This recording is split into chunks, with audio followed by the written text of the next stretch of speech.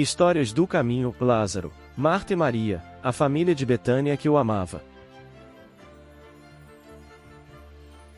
A amizade é uma das mais belas expressões da vida em sociedade, constituída de franqueza e verdadeiro amor ao próximo, é um tesouro que levamos para a vida futura. A família de Betânia. Cercada por imensos campos de cevada, pequenos bosques de olivedos e figueiras que sombreiam a estrada de Jericó serpenteante junto às muralhas, Betânia ficava a 1 hora de Jerusalém. Da Porta Dourada, a via de Jericó atingia o Cédron e contornava o Monte das Oliveiras, antes de ganhar a direção de Betfagé. O cenário de Betânia diferia frontalmente da opulência barulhenta da cidade dos profetas.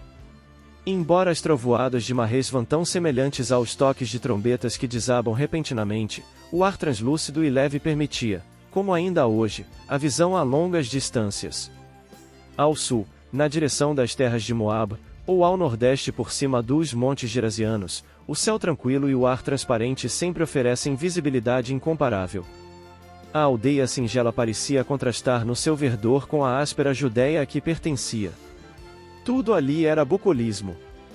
Tapetes de flores miúdas caíam sobre a relva verdejante, e a coroa do Monte das Oliveiras, ao longe, tingia com o verde cinza das árvores a paisagem deslumbrante.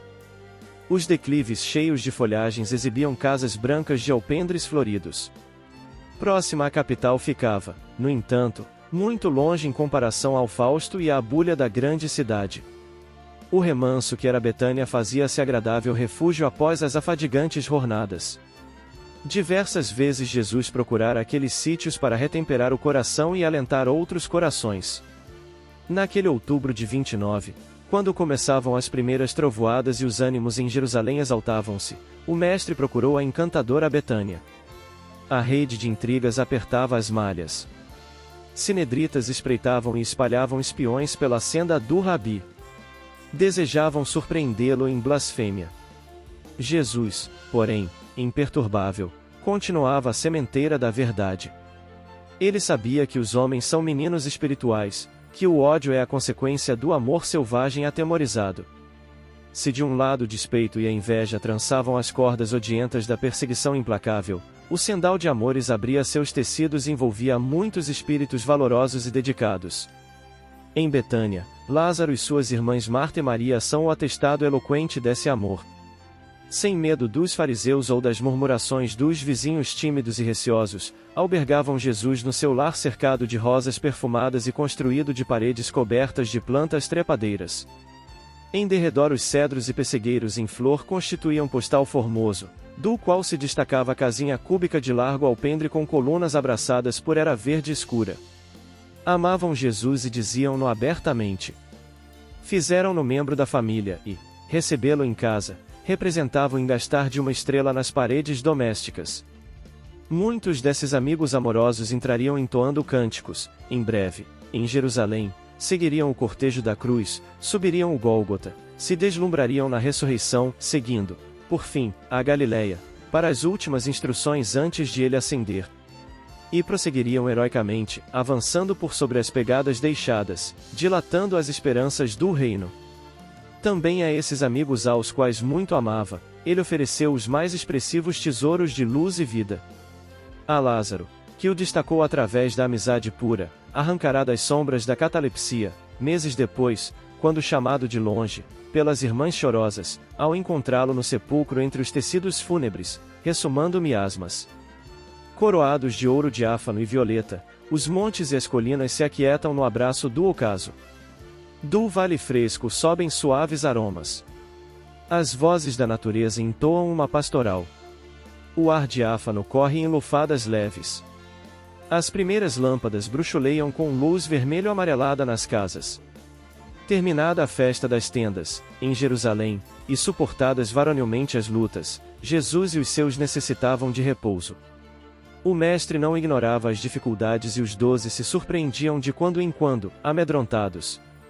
Confraternizando com o poente de ouro, a lua em prata abordava o firmamento. Avisado por um discípulo que seguirá à frente, Lázaro aguarda jovialmente o Rabi e os seus, à porta da casinha risonha e franca. Paz se faça nesta casa, disse o Senhor. Paz convosco, mestre, respondeu Lázaro em efusivo abraço, enquanto osculava o rosto do hóspede querido. As duas irmãs se apressavam em receber os visitantes, servindo-lhes água para as abluções, e o lar emoldurava-se cheio da natural algaravia que se estabeleceu. Marta, apressada, correu aos mistérios domésticos. Preparava o repasto, arrumava os leitos, dispunha a mesa. Ofegante, corre e se apresta, procura Maria, chama-a. Enquanto lá fora o murmúrio de vozes apaga-se e a noite avança calçada de silêncio, o Rabi narra a Lázaro os últimos acontecimentos, e explana sobre o futuro. Maria senta-se-lhe aos pés e fita-o docemente, acompanhando a narrativa com embevecimento. Maria! Grita a outra. E encontrando-a, reclama. Mestre! Manda-a ajudar-me. Enquanto me estafo, sorriu afável, ela te importuna, sem preparar a casa para o repasto. Marta, Marta! Respondeu Jesus, sorrindo. Estás afadigada com muitas coisas, mas uma só é necessária, e Maria escolheu a melhor parte, a qual não lhe será tirada. Enquanto Marta, desapontada, aquietou-se, o Senhor docilmente narrou. Um homem casado recebeu a notícia de que um rei passaria pelo seu lar. Preparou a casa com a esposa. Quando o monarca chegou, dele acercou-se para ouvi-lo e homenageá-lo, enquanto a mulher correu a atender as pequenas tarefas. Mas o rei ali não podia ficar, e após o repasto ligeiro, partiu. Somente aquele que o escutou inteirou-se do programa do seu reinado, o que era mais importante. Desculpa-me, justificou-se Marta, são os velhos hábitos muito arraigados. Para atingir a plenitude, acrescentou o amigo, só uma coisa basta, e espírito de luta capaz de arrebentar as velhas algemas, renovado, entregar-se, totalmente, às coisas do Pai Celeste. Tens razão, concordou a anfitrioa. O pão, o agasalho, esclareceu Jesus, a terra nolos dá. O céu estrelado é cobertor excelente, o solo gentil é celeiro sagrado. A palavra, no entanto, é semente de vida. As preocupações sobre as coisas imediatas caracterizam a horizontalidade em que muitos se perdem, perturbados pela própria azáfama na luta em que se embrenham. A busca incessante da verdade, em permuta entre as coisas múltiplas pela aquisição de uma só paz interior com segurança espiritual, eis a vertical libertadora. O homem afadiga-se inutilmente e perde-se a si mesmo, como se estivesse em labirinto cruel por ignorar as diferenças capitais entre os valores imaginários e os reais. Uns se aferram à posse e são vencidos pelo que possuem. Outros se encastelam nas paixões e sucumbem soterrados ao peso delas. Inumeráveis se agarram às ambições e enlouquecem percorrendo as sendas escabrosas. O mestre relanceou o olhar em derredor. A sala iluminada apresentava a moldura da noite. Atentos e curiosos, os donos da casa e os discípulos ouviam silenciosos. Após a breve pausa e com maior ênfase, o Rabi prosseguiu. Os vencedores do mundo enquanto vivem estão inquietos e quando atravessam o umbral do túmulo estão sempre vencidos e sofredores, atados às amarras da retaguarda. Somente os que conseguem vencer o mundo e suas alucinações ascendem verticalmente no rumo da glória espiritual sem infortúnio. Por essa razão, o Filho do Homem não possui uma pedra para repousar a cabeça, embora as aves dos céus tenham ninhos e as serpentes e os lobos possuam covis. Desdenhando todas as coisas, a uma apenas se atém: amar a todos, indiscriminadamente, a fim de que o reino de entendimento em perfeita comunhão de ideias prontamente se estabeleça entre as criaturas da terra. Senhor, indagou, emocionado, João, demorará muito a chegar essa hora de entendimento humano? As sementes, respondeu o interlocutor, estão sendo lançadas nestes dias. A floração e a colheita pertencem a nosso Pai. Semeamos todos, amando-nos uns aos outros, incansáveis e sem pressa e, fascinados pela verdade, avancemos resolutos, pois que só isto, realmente, é necessário. Fora recendiam suaves aromas ao vento brando que derramava leve bulício no arvoredo, enquanto as estrelas espiavam de muito longe, quais vigilantes atenciosos com a curiosidade aguçada. A inquietação de Marta. As preocupações sobre as coisas imediatas caracterizam a horizontalidade em que muitos se perdem, perturbados pela própria azáfama na luta em que se embrenham. Vivemos um período identificado pela espiritualidade como de transição planetária, passamos por uma pandemia global e acabamos de entrar em mais um ciclo novo. São muitos os convites para a autoobservação. Como temos passado por este período? Nos encontramos na ação, transformando a nós mesmos e o mundo a nosso redor? Temos reservado tempo para a reflexão e a meditação? Jesus visita a Marta e Maria, o ponto início da grande amizade. Ao prosseguirem a jornada, ele entrou em certa aldeia. E certa mulher, de nome Marta, o hospedou. Certa aldeia. Betânia. Lucas escreve que estavam em jornada e apresenta Betânia como certa aldeia. Aferimos tratar-se da cidade por ser residência de Marta, o que está explícito no texto. Veremos a seguir que Marta é a irmã de Lázaro apontada em João capítulo 11, versículo 1. Estava, então, enfermo um certo Lázaro, de Betânia, aldeia de Maria e de sua irmã Marta. Em sua tradução da Bíblia se esclarece que Jesus e os discípulos estavam em viagem para Jerusalém, conforme anunciado em Lucas, capítulo 9, versículos 51 a 53. Originalmente uma aldeia da Judéia, Betânia está localizada a cerca de 3 quilômetros a leste da cidade velha de Jerusalém e do Monte das Oliveiras. É mencionada diversas vezes no Novo Testamento, como um local visitado por Jesus Cristo. A cidade de Betânia como um verdadeiro oásis no caminho à agitada Jerusalém, que era o destino de Jesus naquela viagem. Quem eram Marta e Maria? Nesta bela e tranquila cidade viviam Marta e Maria, irmãs, e, portanto, indissociáveis. Recebem a bênção da visita de Jesus na intimidade do lar, oportunidade em que manifestam entusiasmo pela presença do Mestre, na forma que lhes é própria, consoante o temperamento, necessidades e entendimento espirituais. Jesus tinha uma visão das mulheres num geral, bastante à frente para a época. Em seu anseio salvador, Jesus identificou, destacou e valorizou os imensos recursos da alma feminina. Ele não propunha que a mulher tradicional do Mediterrâneo fugisse aos compromissos dos deveres domésticos, mas convocou-a, simultaneamente, à construção do novo tempo social e espiritual. E naturalmente as sociedades mais desenvolvidas do planeta Terra, tendo igualmente em valores ambos os sexos, se beneficia tanto dos valores de homens e mulheres, que se somando transformando a vida em crescimento, desenvolvem a humanidade sem disputas que a nada de bom levam. Enquanto os países que ainda tratam a figura da mulher de maneira inferior seguem em atraso, moral e intelectual. E na visão espiritual o espírito pode se reencarnar de momento em ambas as posições, dependendo da necessidade de aprendizagem que possam necessitar, portanto mesmo havendo as polaridades da energia masculina e feminina, somos todos filhos de Deus, Pai Criador, unidos para crescermos todos juntos. Para as mulheres, o Evangelho constituía um hino de liberdade, malgrado o clima desfavorável que se respirava, mesmo dentro das comunidades cristãs, não totalmente integradas ao Espírito do Cristo quanto ao valor da mulher. Conheçamos um pouco mais, portanto, sobre essas duas mulheres amigas de Jesus. Marta. No dicionário bíblico, Marta significa Senhora.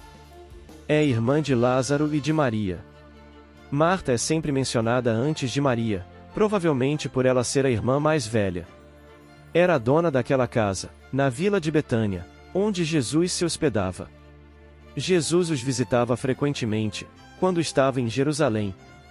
De fato, esteve com eles na semana antes de ser preso e crucificado. Suas atitudes revelavam sua lealdade para com nosso Senhor Jesus Cristo.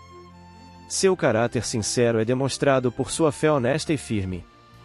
Quando seu irmão ficou gravemente enfermo, ela e a irmã enviaram uma mensagem a Cristo, para que viesse à casa deles com urgência. Jesus, entretanto, não atendeu de imediato ao pedido e Lázaro aparentemente havia morrido. Quando o Senhor finalmente chegou a Betânia, Marta foi honesta com ele, ao dizer-lhe que, se tivesse vindo imediatamente, seu irmão estaria vivo, mas também exercitou uma fé extraordinária, ao identificar Cristo como o Filho de Deus e crer que ele tinha grande poder.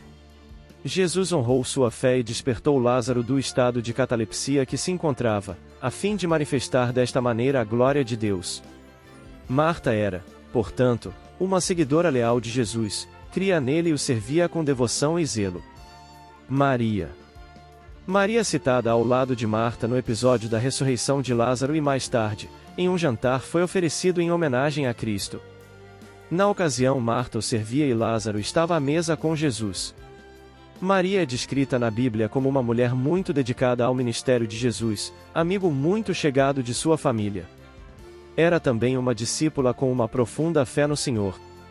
É vista como uma ouvinte atenta dos ensinos de Cristo e que se prostrou a seus pés em adoração, em 2 ocasiões. Jesus afirmou que seu ensino e trabalho eram dirigidos a pessoas como Maria, que criam e confiavam nele. Distração, inquietação e agito. Agora que conhecemos um pouco mais sobre essas 2 personagens, podemos começar a traçar ideias de comparação. Pensamos: sinto-me mais como Marta ou como Maria? É necessário um pouco mais de reflexão sobre a passagem para vermos que ambos os arquétipos convivem em nós, não são contraditórios como uma análise superficial indicaria. Observemos que Marta está focada em uma tarefa de grande importância: hospedar o Mestre. Hospitalidade era uma prática levada a sério na tradição judaica. Receber Jesus, portanto, pode ser visto como uma grande responsabilidade. Podemos questionar: o que precisamos para receber Jesus em nossas casas? Precisamos estar com tudo pronto e resolvido? Ou devemos ir modificando e melhorando a casa uma vez que Jesus entre nela? Aqui tratamos não da casa física, mas de nossa casa mental e de nossos corações. Para Jesus, basta que abramos a porta, que sejamos receptivos. Uma vez a mensagem de Jesus em nossa casa, o preparo se dará. Marta abre a porta, recebe Jesus, mas logo se ocupa com afazeres mundanos. Está focada na hospedagem temporária e não em garantir que a mensagem do Mestre para sempre habite seu coração. Vemos na passagem evangélica que Jesus não repreende Marta quanto às suas tarefas, mas ressalta como ela se sente. Chama atenção à agitação, à inquietação dela. O trabalho em si é digno e necessário. Mas a qualidade do trabalho, o estado mental da discípula é o que o Mestre destaca. Observemos distinção entre diferentes formas de trabalhar. Trabalho. Se nos propomos retratar mentalmente a luz dos planos superiores, é indispensável que a nossa vontade abrace espontaneamente o trabalho por alimento de cada dia. No pretérito, apreciávamo-lo por atitude servil de quantos caíssem sob o ferrete da injúria. A escola, as artes, as virtudes domésticas, a indústria e o amanho do solo eram relegados a mãos escravas, reservando-se os braços supostos livres para a inércia dourada. Hoje, porém, sabemos que a lei do trabalho é roteiro da justa emancipação. Sem ela, o mundo mental dorme estanque. Fugir-lhe aos impositivos é situar-se à margem do caminho, onde o carro da evolução marcha, inflexível, deixando à retaguarda quantos se amolgam à ilusão da preguiça. O usurário não padece apenas a infelicidade de sequestrar os bens devidos ao bem de todos, mas igualmente o infortúnio de erguer para si mesmo a cova adornada em que se lhe cholarão as mais nobres faculdades do espírito. Não vale, contudo, agir por agir.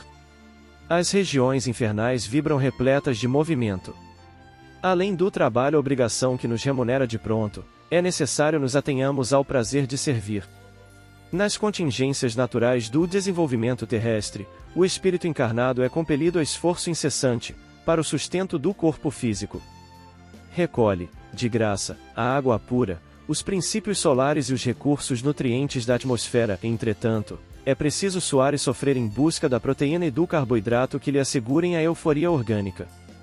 Cativo, embora, as injunções do plano de obscura matéria em que transitoriamente respira, pode, porém, desde a terra, fruir a aventura do serviço voluntário aos semelhantes todo aquele que descerre o espelho da própria alma aos reflexos da esfera divina.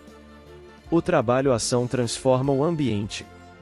O trabalho-serviço transforma o homem.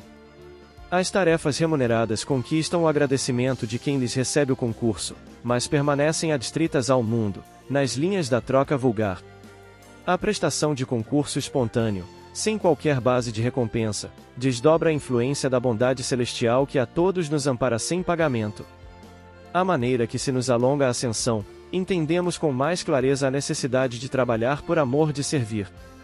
Quando começamos a ajudar o próximo, sem aguilhões, matriculamo-nos no acrisolamento da própria alma, entrando em sintonia com a vida abundante. Nos círculos mais elevados do espírito, o trabalho não é imposto. A criatura consciente da verdade compreende que a ação no bem é ajustamento às leis de Deus e a ela se rende por livre vontade. Por isso, nos domínios superiores, quem serve avança para os cimos da imortalidade radiosa, reproduzindo dentro de si mesmo as maravilhas do céu que nos rodeia a espelhar-se por toda parte. Emmanuel. Quando perdemos a conexão entre a ação e o serviço, o servir, e o benefício gerado pelo trabalho que fazemos é que nos extenuamos, nos exaurimos, ficamos como Marta. Agitados, inquietos, ansiosos, com imensa sensação de vazio, que por vezes procuramos preencher com mais atividades, mais agito. O que nos coloca nesse lugar muitas vezes pode ser o apego material excessivo, por vaidade ou ganância, invigilância, hábitos antigos arraigados, ou mesmo questões emocionais. Luto, culpa, arrependimento podem nos fazer querer fugir de nós mesmos ou de uma situação, nos entregando a atividades vazias por vezes para escapar de esforços que consideramos mais difíceis, que levam a encararmos mágoas e efetivamente operar mudanças em nossa forma de pensar e sentir. Entregues ao trabalho-ação desenfreado, corremos risco de nos perder e adoecer, moral e fisicamente. Cabe nessa hora fazer como a própria Marta, procurar Jesus. Buscar nos conectar com o alto. Acessar a energia do andar mais alto de nossa mente. É saudável e bem-vinda a atitude de Marta levada à ação. Precisamos do esforço e da vontade para operar no mundo e trabalhar em benefício de nós mesmos e do próximo. Mas, como disse Jesus a Marta, uma coisa é necessária. Uma coisa é necessária. Como vimos, Marta recorre a Jesus. Marta humildemente se desculpa por seu comportamento e ouve a lição do Mestre. Desculpa-me, justificou-se Marta, são os velhos hábitos muito arraigados. Para atingir a plenitude, acrescentou o amigo, só uma coisa basta, e espírito de luta capaz de arrebentar as velhas algemas, renovado, entregar-se, totalmente, às coisas do Pai Celeste. A sintonia com Deus é a coisa necessária, em tudo que façamos. Sem ela, o trabalho não terá utilidade. A intenção de evoluir, de nos aproximarmos do Criador deve estar em todas as atividades, especialmente no caráter emocional. A distinção de espírito e matéria por vezes nos confunde. Ao agirmos no mundo material, estamos sempre agindo como espíritos. Em tudo que façamos, lembremos dessa verdade. As ações mais singelas, como a organização da casa para receber um hóspede, podem ser feitas com nossos corações voltados ao Senhor, ou fechados nos automatismos da ação sem propósito. Se faz mister, focar nessa sintonia para agir com proveito e internalizar a mensagem de Jesus em nossos corações. O necessário. Mas uma só coisa é necessária. Jesus. Evangelho de Lucas, capítulo 10, versículo 42. Terás muitos negócios próximos ou remotos, mas não poderás subtrair-lhes o caráter de lição, porque a morte te descerrará realidades com as quais nem sonhas de leve. Administrarás interesses vários, entretanto, não poderás controlar todos os ângulos do serviço, de vez que a maldade e a indiferença se insinuam em todas as tarefas, prejudicando o raio de ação de todos os missionários da elevação. Amealharás enorme fortuna, todavia, ignorarás, por muitos anos, a que região da vida te conduzirá o dinheiro. Improvisarás pomposos discursos, contudo, desconheces as consequências de tuas palavras. Organizarás grande movimento em derredor de teus passos, no entanto, se não construíres algo dentro deles para o bem legítimo, cansar-te-ás em vão. Experimentarás muitas dores, mas, se não permaneceres vigilante no aproveitamento da luta, teus dissabores correrão inúteis.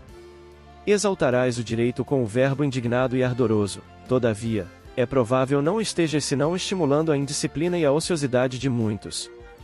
Uma só coisa é necessária, asseverou o Mestre, em sua lição a Marta, cooperadora dedicada e ativa. Jesus desejava dizer que, acima de tudo, compete-nos guardar, dentro de nós mesmos, uma atitude adequada, ante os desígnios do Todo-Poderoso, avançando, segundo o roteiro que nos traçou a divina lei. Realizado esse é necessário, cada acontecimento, cada pessoa e cada coisa se ajustarão, a nossos olhos, no lugar que lhes é próprio. Sem essa posição espiritual de sintonia com o celeste instrutor, é muito difícil agir alguém com proveito. Emmanuel. A boa parte. Precisamos, portanto, viver o Cristo para que o Cristo viva em nós, como disse Paulo em Gálatas, capítulo 2, versículo 20. Essa sintonia ocorre quando temos a perfeita junção de Marta e Maria, a ação e a contemplação, não isoladas, mas atuando juntas. É o trabalho em sintonia com a vontade de Deus, de coração enobrecido, sem excessos, mas com as pausas reflexivas, necessárias ao abastecimento da criatura pela luz divina. Não é apenas o trabalho e a ação, sem prece, sem conexão com o alto.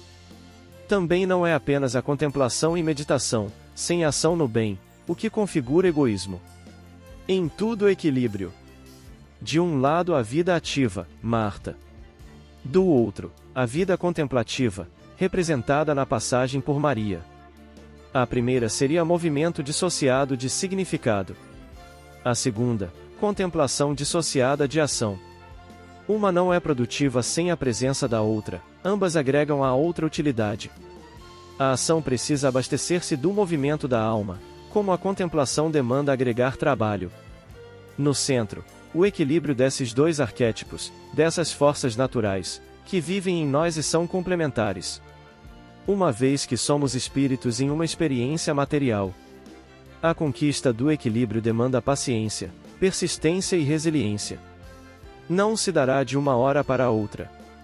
Mas o resultado é eterno, pois depois de compreendida a lição, a paz que isso traz é motivadora e indefinível com palavras.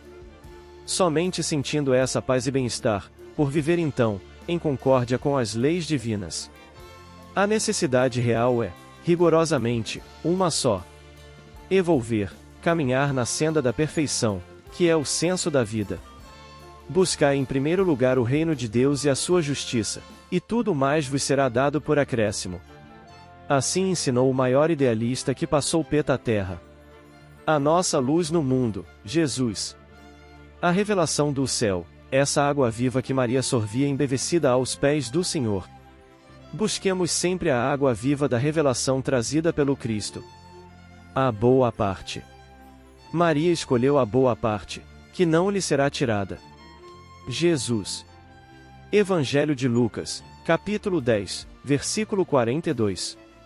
Não te esqueças, da boa parte, que reside em todas as criaturas e em todas as coisas.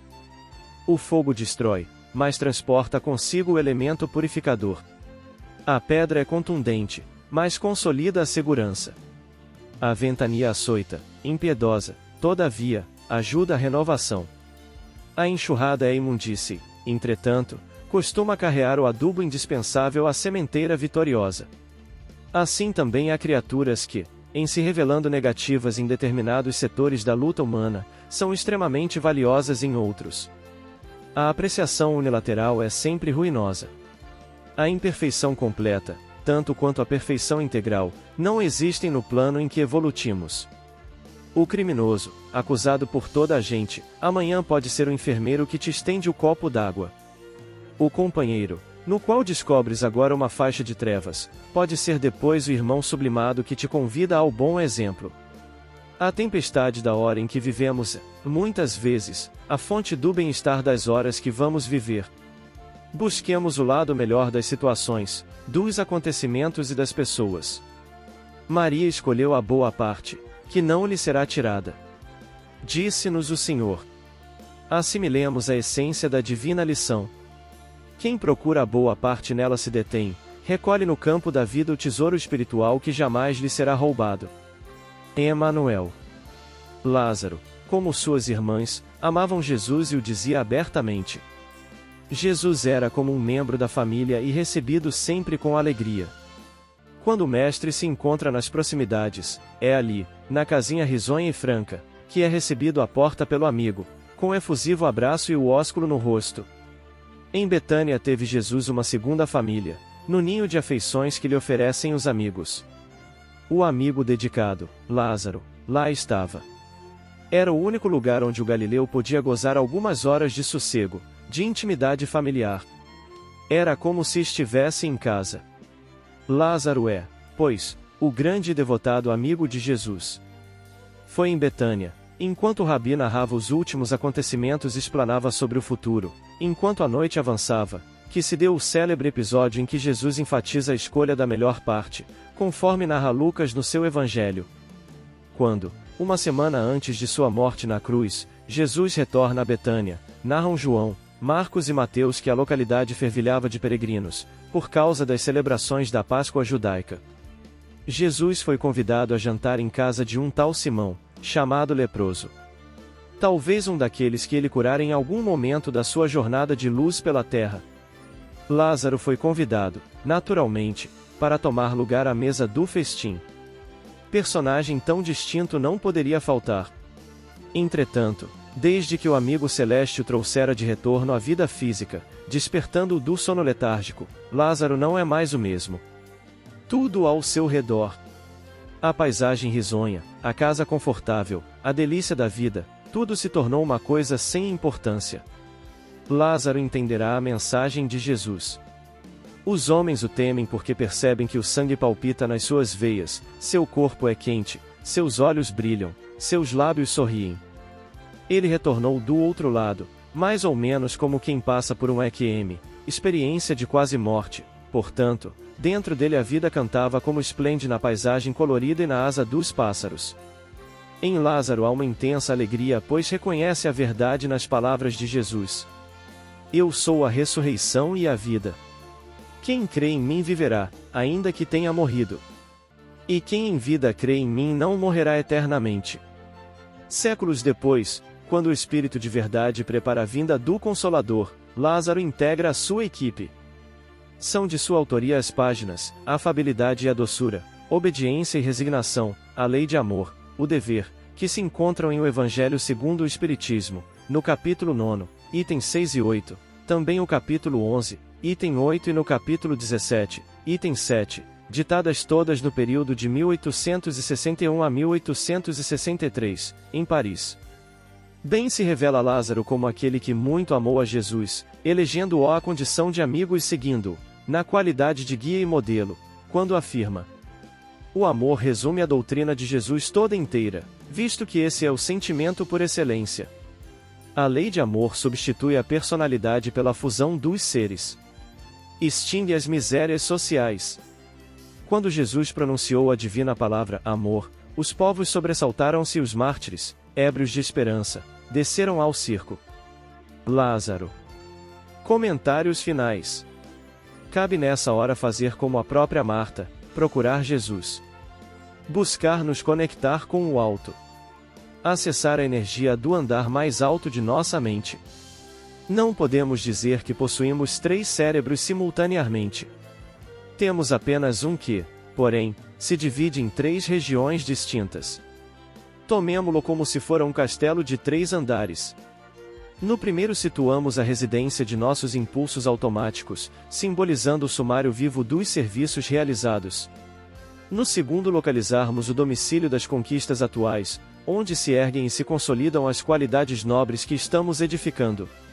No terceiro, temos a casa das noções superiores, indicando as eminências que nos cumpre atingir.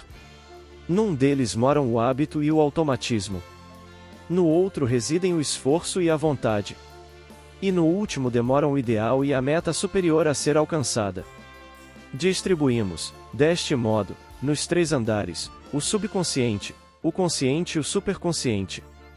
Para que nesse aprimoramento, quando chegarmos na pátria espiritual, estarmos enfim, desta vez, buscando as luzes que resplandecem de nosso Senhor Jesus Cristo, para todos nós, seguindo rumo aos páramos do infinito em busca de Deus, nosso Pai bondoso. Vem archote de luz, vem Jesus. Viva Jesus! Nascer, morrer, renascer ainda e progredir sempre, tal é a lei. Base bibliográfica. Primícias do Reino, pelo Espírito Amélia Rodrigues, médium Divaldo Pereira Franco, capítulo 16, A Família de Betânia. Cairbar Sutel Parábolas e Ensinos de Jesus, Cairbar Sutel, A Ressurreição de Lázaro. Da Manjedoura Emaús, autor Wesley Soares Caldeira, capítulo 15, as discípulas. Quem é o Cristo? Pelo Espírito Camilo. Médium José Raul Teixeira, capítulo 04.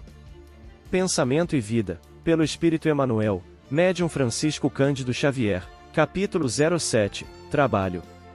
Vinha de Luz, pelo Espírito Emanuel, Médium Francisco Cândido Xavier, capítulo 03, O Necessário. NEP Maria de Nazaré, Lavras, Minas Gerais. Fonte Viva, pelo Espírito Emanuel, Médium Francisco Cândido Xavier, capítulo 32, A Boa Parte. O Evangelho segundo o Espiritismo, Allan Kardec, capítulo 11, Lei de Amor, Instruções dos Espíritos, item 8. Lázaro, Paris 1862. No Mundo Maior, pelo Espírito André Luiz, Médium Francisco Cândido Xavier, capítulo 03, A Casa Mental.